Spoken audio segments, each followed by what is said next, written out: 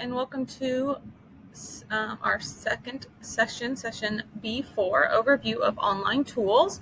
My name is Tori McCreary, and I'm the Agri-Science teacher at Mooresville High School. If you would like to follow along with this presentation, you can go ahead and type in the bit.ly down below. That's right here.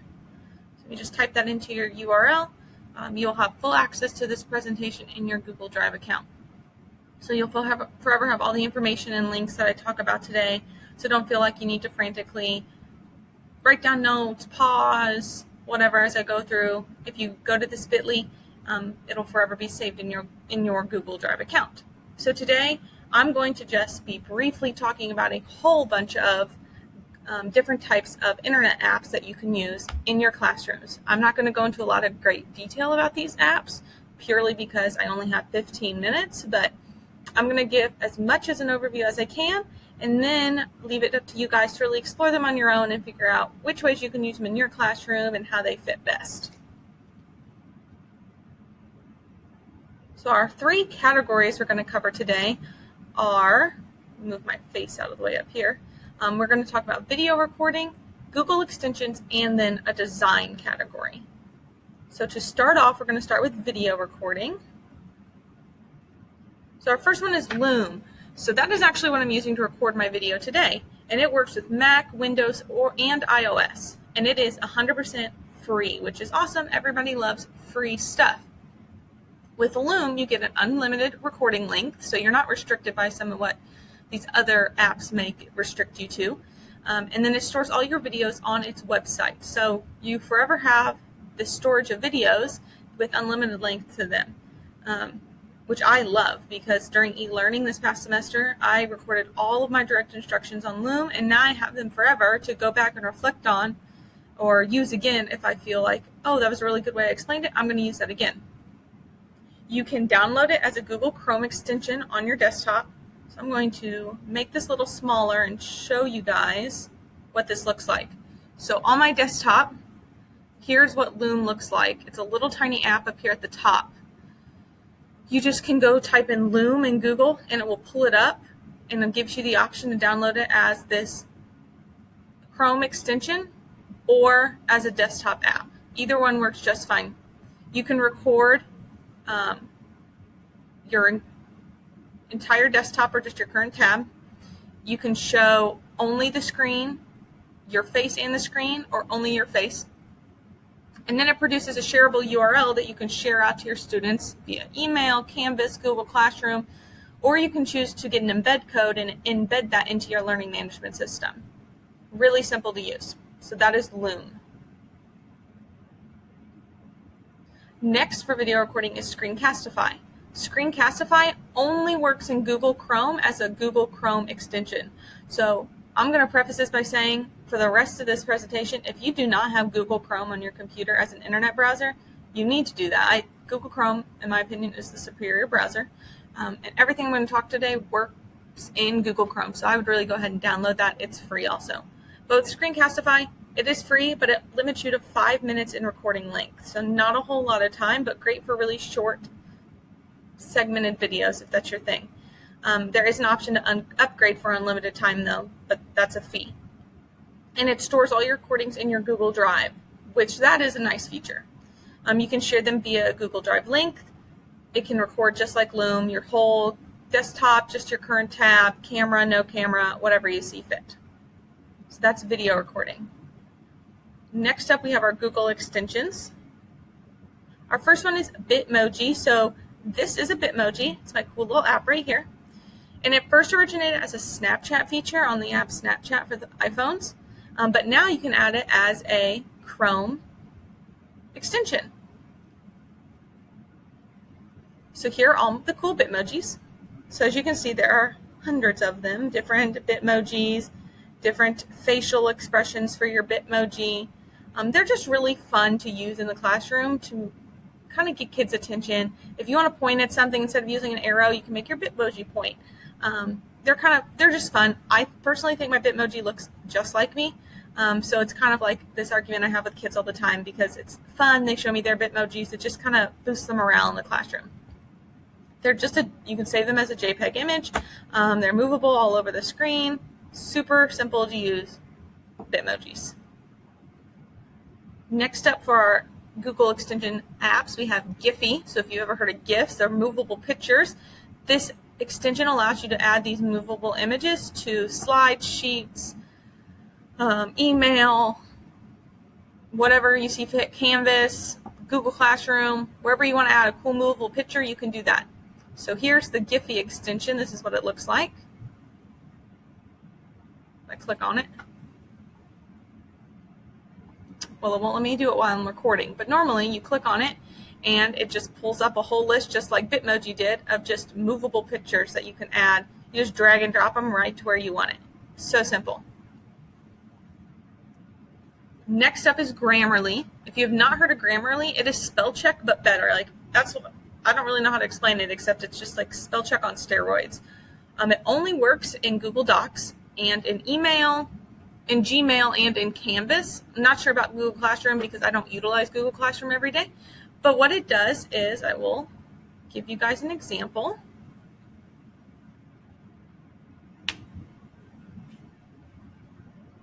So here is my Google Doc that I have made. Got my cool little Bitmoji here. First day of school human scavenger hunt. I use my first year teaching. And in just a moment, as you'll see, it starts, Grammarly is running in the background, and it has underlined in red some spelling errors I've made. So all you have to do is hover over them, and it will give you the option to correct them. It doesn't just do spelling errors, though. It also does grammatical errors. So it says I should add a hyphen to left-handed. If you forgot a comma, it'll tell you where you need commas. If it tells you the sentence structure doesn't sound correct, it will tell you to fix the sentence structure. I highly, highly encourage all of my students to download Grammarly when we're working on our agri-science fair projects, solely because it is better than spell check. Like, I live and die by Grammarly. Next up is our quick QR code generator. You've probably all seen a QR code. It's that black and white pixelated square that you can easily scan, and it'll take you to a website, a survey, an assignment, whatever. This extension looks like this. All you have to do is click on it, and whatever website you're currently on, it automatically turns this into a QR code that you can download. That's simple. You can even go to a different website and import a QR code if you want. But from there, it just downloads it as an image on your computer. You can print it. You can add that image to a PowerPoint slide for the day you want to project up for your students, and then they can use their phones to scan it and take a survey or sign up for an FFA activity. I use it all the time in my classroom for FFA signups, quick surveys, quick feedback on assignments, group project lists, like group lists. I use this QR code extension all the time. It is free and so simple to use. And then our last one for our Google Chrome extension is called Remotes for Slides. We probably all lecture at some point in our classes, and we probably all have that really annoying like PowerPoint remote that I know I lose, or the batteries are dead, or it's not working this day. I hate that remote. So what I love about this is it is a Chrome extension right here. It's called Remote for Slides. It works with iOS and Android. And what it does is once you download it to your computer, when you're ready to present, you click in Google Slides. So this only works in Google Slides. It does not work in PowerPoint. So you have to be using Google Slides. But you click Present with Remote. And once you go to Present with Remote, you go to the internet on your phone and go to this website, click Start Remote, type in this code, and now your remote has turned into, your phone has turned into the remote for your presentation. On my screen, I gave you kind of what it looks like, so you can have the option to even have presenter notes up on your phone. So you're giving a presentation over something you're not as familiar with, or you have some little notes you want to talk about. You can use your phone and have some notes in there on the slides in the presenter notes section, so down here, that you can then see on your phone as you're clicking through using it as a remote. This is free, so easy. I use this all the time instead of that dumb remote that usually the batteries are dead in. And then so that we've done video recording, we've done Google Chrome extensions, and now we're getting to our last one called design category. Our first one we're going to talk about is auto draw. So if you're a terrible artist like me, I can barely draw a stick figure, AutoDraw is the website that'll change your life. So AutoDraw, what you do is you start drawing. So I have it pulled up here. I'll get it to load. So you start drawing. Let's say I want to draw a house. I'm just going to start drawing it. And as you're drawing, up here at the top starts to populate what it thinks you want to draw. So I want to draw a house. Then you choose the image, boom, house drawn. You can then choose to download it and then re-upload it wherever you see fit. That simple. I love AutoDraw.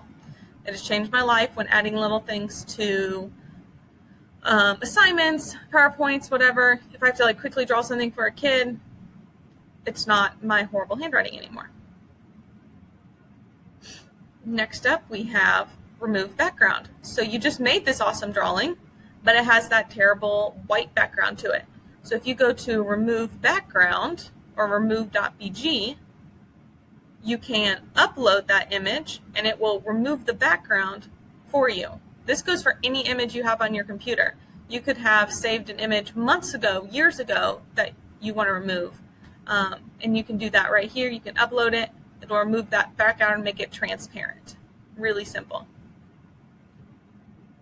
And then Canva. You've probably all heard of Canva, or hopefully we've all heard of Canva. It's been around a while, but it's a way to create flyers, social media posts, certificates, etc.